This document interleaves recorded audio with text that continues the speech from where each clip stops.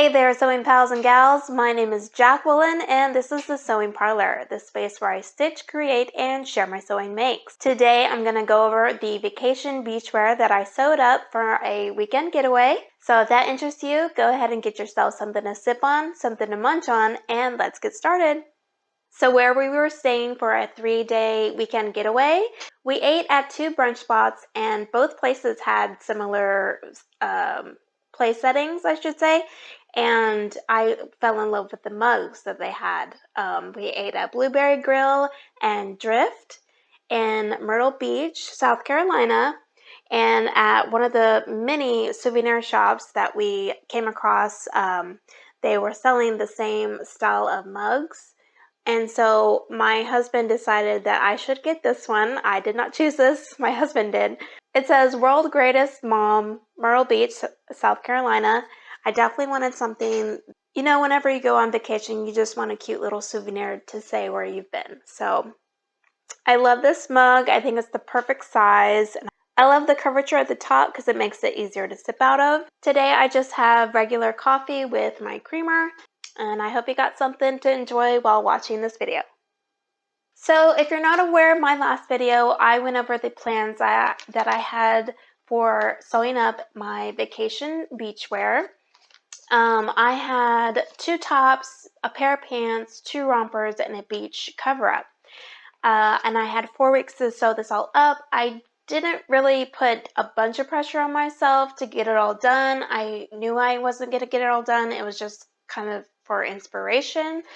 Seeing as how I only had a few weeks time before going on vacation. So first up that I finished was the Butterick 6562. I did view D, which I think came out pretty similar to what the model is wearing. And the pattern description is a fitted button front top. View A has front ties and shaped hemline. Close-fitting button-up front tops are B, C, and E, have shaped hemline and sleeve variations. So again, I did view D on the back, you can see, with the curved hemline. And the fabric that I chose, I had this in my stash from Hobby Lobby, and I was there a couple weeks ago, saw this still in stock. So if you like this, it's an embroidery striped fabric, cotton fabric, and the embroidery is only on one end of the selvages. But other fabrics you can use for this are gingham, chambray, cotton blends, broadcloth, and I believe this is just a cotton. You will be needing fusible interfacing. Notions used, you'll need 6 5/8 buttons. And for views A and D, 1 yard of 1/2 inch elastic. And for views A and D, you'll need 1/2 inch wide single fold bias tape. And for view B, you'll need a 3/4 of 1/4 inch elastic. As far as the garment goes, I absolutely love how it came out. I think, again, it looks exactly like how the cover is shown. But I did run into a couple of issues with the instructions. And I did also watch Rochelle from Rochelle Handmade Design. She did a sew along for this top, and I believe she also ran into the issues of the instructions. So the first thing that took me out for a couple of days, because I just could not wrap my head around these instructions / illustrations, is I mean, they're just flat out flawed. They're wrong. So I will show you exactly what I mean. And if you see what the instructions are trying to tell you, then let me know in the comments, because I just could not figure it out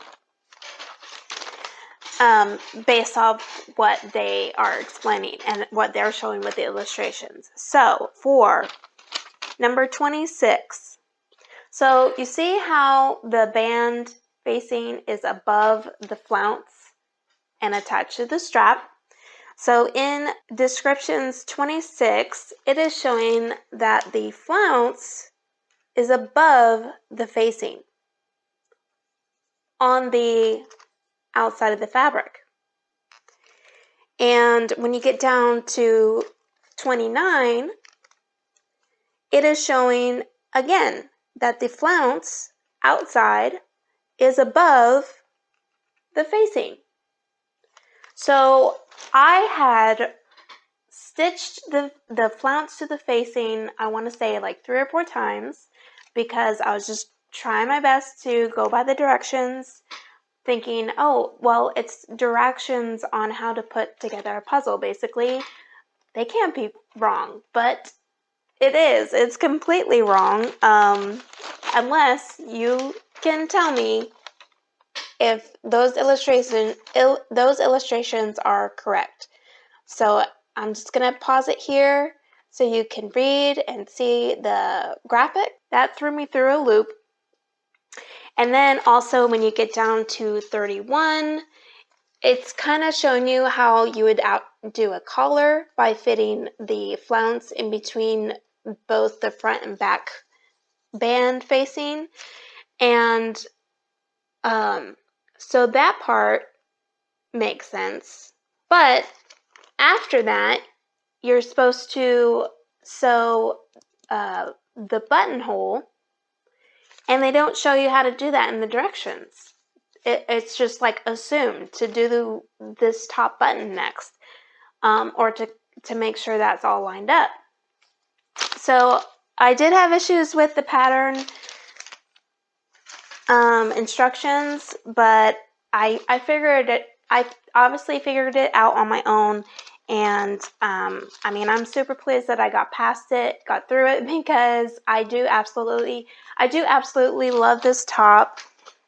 I'll show you a couple of video shots of me wearing it, and I did pair it with the pants that I made also, and so I'll go on to talking about that next. But I do believe that this top is better worn without the pants that I made, just because it adds more bulk down at the bottom of the shirt, and it's just not pleasing to the eye. Coffee break. So next up, I sewed up Jiffy pants by Simplicity. This is Simplicity 9595. It is literally one pattern piece. It is the square with a cutout for the crotch, and you just do 2 cutouts of that pattern. So there's no pattern description for this, but it's wraparound pants. You essentially sew up 2 panels, and the front piece you close up with a hook and eye in the back, and then you bring up the other panel to the front, and you tie it off. You can adjust that front panel however you choose. So I do think these pants looked best as how I had worn it on vacation. I wore it as kind of like a bathing suit cover up just for the bottom half.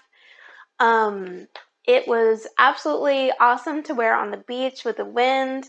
It was perfectly light. It was the fabric I used was an embroidery fabric that I got from Joann's. I did run into some issues with the fabric, just minor issues, inconsistencies. But I bought the embroidery fabric before I had exact plans for it. And so when I decided to use that fabric, I had to buy 2 more yards from Joann's, and luckily they still had it in stock. But there was inconsistencies with the width of the embroidery, and I'll show pictures of what that looked like. So it wasn't really a big deal, just because of the way that these pants are designed. It's not really going to be obvious to people. But if you were sewing up anything else that you would need that design to be the full length or however long the width is, then you might have an issue with that. So luckily it wasn't a huge deal. It just was kind of bothersome that the same exact fabric had inconsistencies to it. Other than the fabric itself, I didn't run into any issues. I thought it was a pretty easy sew up. It's Jiffy, and I completely agree with that. Suggested fabrics are cotton types, linen types, challis, lightweight crepe, double gauze, and border print fabrics. And I just used an embroidery fabric. Notions used, you'll have 1 1/8 yard of half-inch wide elastic, and then you'll need 2 1/8 yards of wide ribbon, and that's for the front panel, and then you'll need the hook and eye for the back panel. So, being a true Pisces, I just couldn't decide on what cording to use or ribbon to use for the front. So I had this thinner twill, again white to match with the pants, and then I also thought, well, it's like nautical, so I wanted to do like those white cording, but the embroidery fabric actually has some weight to it, so with that plus the extra weight of the cording, it was just too heavy. So I ended up going with the thin ribbon. It was pretty see-through, so I did know that I was going to need to do a lining. I just did a Posh lining again from Joann Fabrics, and even with the lining, it was still kind of see-through. So having chosen a see-through fabric, probably, I mean, it looks great in the front, but the back, you can kind of tell where the back closure is, and it kind of goes as a V. So, I mean, I thought it was fine to wear on the beach, but as if this was like, if I was wearing this to a store or something, I would definitely be a little self-conscious. I do feel like it added some extra bulk to the midsection because they're pretty high-waisted, and essentially it's like a curtain. I made a joke in the comments on my last video of not wanting to feel like a curtain, but it's essentially what it is. So, I mean, you're putting a bunch of gathers right in the waist area 2 times. 2 times. So being that is an area of concern for me. I didn't want to wear anything that was tucked in or short-waisted. I do enjoy that it looked good with my bathing suit, but just keep that in mind if you wanted to sew these pants up, that it is going to add some bulk to that area. Another coffee break. So for my beach trip, I got done the blue top and the Jiffy pants, and then I got half of this top done, which is Simplicity 8593, which is a 1940s reproduction. I essentially was going to do view D, but I ended up doing view E.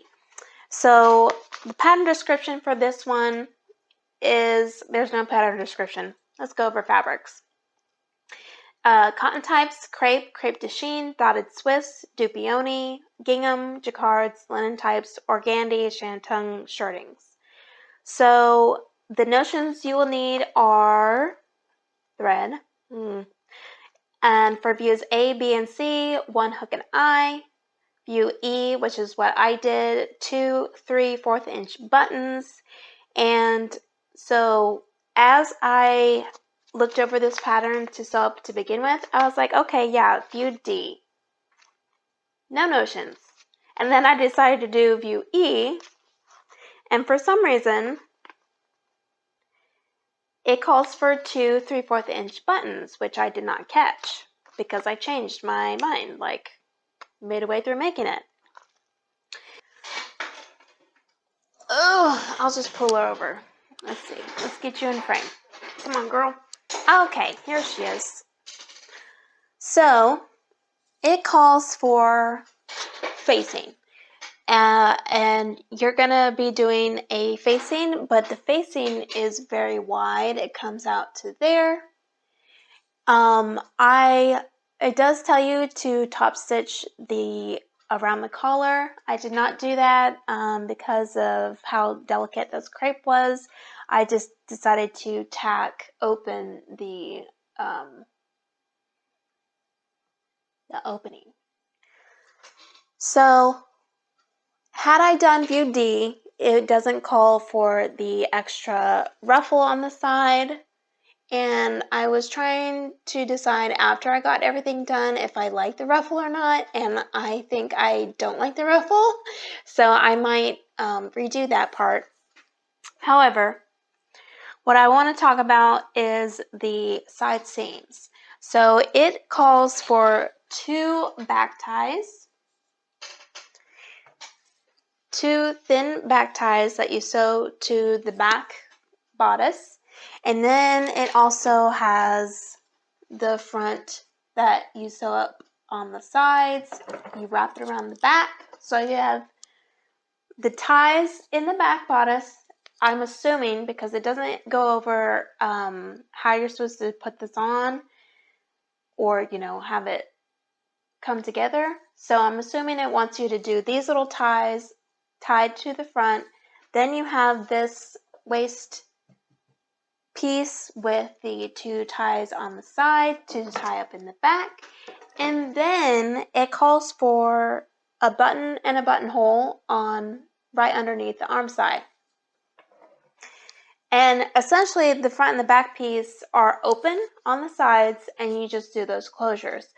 But because of how wide the pieces are, I feel like that's just a lot of closure and unnecessary. So what I ended up doing was cutting off the ties. I totally went past the buttons, buttonholes on underneath the arm side, and I sewed up the side seams together, which I just sewed up the side seams and just used the back tie as it's just a cinch in the waist, essentially. So that's all I felt like it needed, and that's what I did. And I feel like that, it still gives off the same look. I don't think I did anything to that where it's going to alter the silhouette or, how it's supposed to look. But it also has in the back 2 darts. So with as wide as these pieces are, that again is like not necessary. If I were to do this again, I feel like the wideness of the pieces, I would cut out a smaller size, but you're going to run into the issue of the collar and opening, and the opening here to not, this was cutting it pretty close. This fit just fine up here. So I'm happy that I just bypassed a couple of those closures and just had these single ties as the closure with sewing up the side seams. Again, I got this fabric at fabricmarkfabrics.com. Unfortunately, I got it like well over a year ago, so I don't believe they would have this anymore.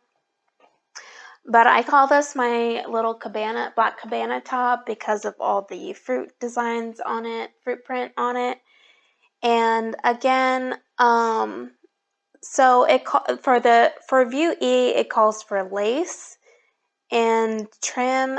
I just did the self fabric for the flounce, and I thought that turned out fine. But again, I'm having second thoughts on if I like the ruffle, because I do like how the model looks. So you tell me in the comments whether you think the flounce is good, I should leave it, or I should take off the flounce. I do like how it looks with the Jiffy pants. It kind of makes me feel like Katharine Hepburn in the 1940s. So without making it look like a costume from the 1940s, but with the wide leg pants and then of course this 1940s reproduction, I think it's definitely on point for that era. So like I said, I got this top and the pants done before the trip. In fact, this top I had sewn on the buttons in the car on the way. And oh, I did want to talk about these little tins at Hobby Lobby. This was perfect for traveling in the car and doing last minute stitching or sewing. It fit my thread just perfectly, and the needles, but I'm glad I had this because it just kept all my supplies, except for my little embroidery scissors. There's different prints and they're all vintage. I keep my hand needles in here and my bobbins of thread in here. But these are really cute. They're, it just came in handy. So like I said, I did get this top done and the pants done before the trip, and then half of the black cabana top, and I just finished that when I came back. So I do still plan on making the rest of the plans I had for sewing up on this trip. They'll just have to come later. If you're new here, thank you for stopping by. Go ahead and hit like if you like this video. Please subscribe and hit that notification bell so you know exactly when I upload next. And if you're a returning person, thank you so much for coming back. Thank you for sticking by me, and I will see you guys next time. Until I sew again, I hope you sew something beautiful for yourself.